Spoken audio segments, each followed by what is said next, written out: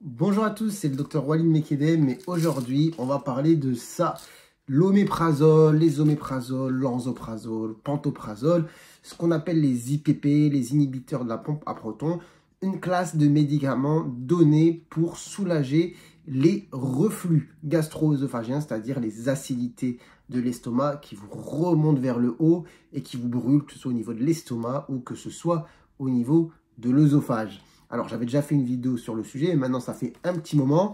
Je retombe sur cette petite boîte et je me dis que ça vaut le coup d'en reparler. Quel est le souci, entre guillemets, avec ces traitements? C'est la manière dont ils sont pris sur le long terme pour beaucoup de personnes. C'est-à-dire que prendre ce genre de traitement entre 2 et 4 semaines maximum, pour quelqu'un qui a des reflux, c'est pas trop un souci. Ça peut aller même jusqu'à 2 mois chez des personnes qui ont ce qu'on appelle une œsophagite, c'est-à-dire des lésions vraiment visibles à la fibroscopie sur des acidités qui remontent et qui ont lésé justement l'œsophage. Cependant, il y a beaucoup de personnes qui prennent ce genre de traitement au long cours, c'est-à-dire ça fait 1 an, 2 ans, 3 ans, 5 ans, 10 ans, même plus pour certains, qu'ils prennent ce genre de traitement tous les jours en disant « bon, moi, si je ne le prends pas, je ne suis pas bien ». Or, ce ne sont pas des traitements faits pour être pris au long cours. Ce sont des traitements, on va dire, qui doivent être pris pour une certaine durée.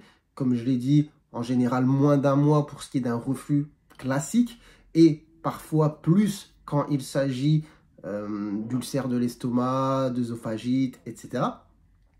Cependant, il n'y a pas d'indication forcément à en prendre plus, exception faite de personnes qui ont une hernie hiatale, qui n'est pas opérée et qui génère un reflux gastro-œsophagien conséquent avec risque de lésions graves au long terme de l'œsophage. Et pour qui, bon, forcément, la balance entre prendre ce genre de traitement au long cours et laisser l'œsophage se détruire par les reflux, bon, la balance penche plutôt en faveur de ça. Mais c'est quand même une petite proportion des cas. Beaucoup de personnes prennent ce genre de traitement sans avoir de réels problèmes type hernie hiatale avec reflux très important. Juste, ils ont l'habitude de prendre ce type de traitement en se disant « bon, moi j'ai des remontées, j'ai un peu d'acidité. Si je ne prends pas d'oméprazole, de pantoprazole, je ne suis pas bien. » Or, il faut en général, quand on a un reflux classique, sans trop de grosses, on va dire, comorbidité à côté, essayer de calmer le reflux déjà avec, on va dire, les règles hygiéno-diététiques, c'est-à-dire comprendre pourquoi il y a un reflux excessif. Donc, j'ai déjà fait des vidéos sur le sujet, mais en général, le reflux, il y a plein de choses qui entrent en jeu dessus. Il y a le poids, donc le surpoids, l'obésité, le périmètre abdominal, la consommation d'alcool, de tabac, de café, thé, le fait de manger trop lors de certains repas, d'aller se coucher trop vite après avoir mangé, le stress, enfin bref, il y a beaucoup de choses qui entrent en jeu sur lesquelles on peut jouer, on peut corriger pour essayer de soulager les problématiques de reflux. Donc c'est d'abord sur ça qu'il faut essayer de miser. Après, du coup, quelle est la conséquence finalement de ce genre de médicaments si on les prend au long cours?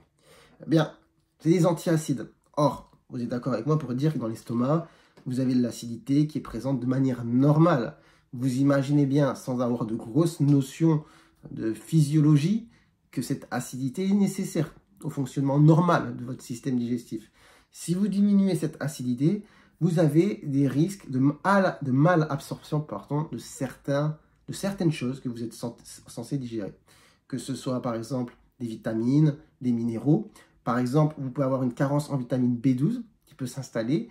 La vitamine B12 étant nécessaire au fonctionnement normal de votre système nerveux. Vous pouvez avoir des carences en magnésium qui va avoir un rôle pareil sur le système nerveux, la conduction électrique, la motilité intestinale, j'en passe. Vous pouvez avoir des carences en fer qui peuvent vous amener à avoir une anémie. Donc voilà, des carences en gros en oligo-éléments, vitamines, etc. qui peuvent s'installer. Après, vous pouvez avoir des interactions médicamenteuses si vous prenez d'autres traitements. Vous imaginez bien que si vous avez déjà 2-3 traitements, pour X raisons, quand on vous en rajoute un et que vous le prenez au long cours, il y a des chances pour que les autres traitements soient potentiellement moins efficaces, qu'il y ait des interactions justement entre les différents traitements. Du coup, Vraiment, ce n'est pas quelque chose à privilégier, le traitement par IPP au long cours. Après, quelle autre chose peut-on souligner avec la prise d'IPP au long cours? Il y a des études qui suggèrent qu'il y a un risque de développer une ostéoporose. Donc, surtout si vous êtes une femme, que vous avez déjà des facteurs de risque personnels, enfin familiaux plutôt, d'ostéoporose, bon, c'est quelque chose à avoir en tête. D'accord? Quelque chose à avoir en tête. Ensuite, on peut parler des infections. Alors, les infections, donc, pourquoi? Parce qu'en fait, en diminuant l'acidité de l'estomac, on peut avoir une pullulation microbienne, peut-être plus importante au niveau de l'estomac. Il faut savoir aussi qu'au niveau des poumons, on a des pompes à protons comme dans l'estomac.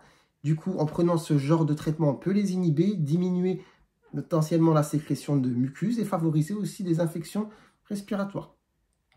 Voilà, des études suggèrent qu'en prenant ce genre de traitement au long cours, et je vous rassure, je ne vous parle pas à chaque fois des traitements que vous prenez sur 1 mois ou 2 mois, je parle des personnes qui prennent ça depuis plusieurs années sur leur ordonnance. Les études suggèrent qu'on peut avoir un déclin cognitif avec la prise au long cours d'IPP. Donc, je réfléchis un petit peu, mais je pense avoir fait un peu le tour. Donc, déficit en certains oligos, minéraux, malabsorption digestive. On peut avoir pullulation microbienne, déclin cognitif, ostéoporose, interaction médicamenteuse. Bon, vous êtes d'accord avec moi pour me dire que c'est déjà pas mal. Donc, ce qu'il faut retenir de cette vidéo, c'est que le médicament en soi n'est pas un problème. Si vous avez un reflux gastro-œsophagien gênant sur une période donnée pour X raisons, ça peut être un traitement qui peut vous soulager, vous donner le temps de remettre un petit peu les choses en place dans votre quotidien pour faire disparaître tout ça. Si vous avez des lésions au niveau de l'estomac, au niveau de l'œsophage liées à X raisons aussi, ça fait partie du traitement pour la cicatrisation.